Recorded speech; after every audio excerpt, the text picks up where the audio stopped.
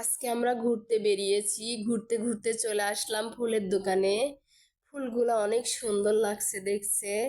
আমিও ফুলের দোকানের কাছে চলে আসলাম ফুল দেখতে। আমি একটা স্টিক নিলাম, বলছি স্টিকটার দাম কত। উনি বলছে 50 টাকা। আমি আর একটা ফুল দেখে পছন্দ করছি, এই ফুলটার দামও জিজ্ঞাসা করছিলাম। উনি বলছিল 100 টাকা। তে আমার দুইটা ফুলই পছন্দ হয়েছে, আমি বলছি পরে নেব। চলে আসলাম আইসক্রিমের দোকানে। কোন খাবো, গরম লাগছে। আমরা কোন নিলাম, কোনগুলা 10 টাকা পিস। আমরা কোনগুলা খাচ্ছি। এখন চলে আসলাম বাদামের কাছে, বাদামগুলা নিচ্ছি, বাদাম বসে বসে খাচ্ছি। বাদাম খাওয়া শেষ হয়ে গেছে, চলে আসলাম ফুচকার দোকানে। ফুচকা আমার খুব প্রিয়, ফুচকার টকটা বেশি প্রিয়। ফুচকা খাওয়ার পরে খাচ্ছি চটপটি।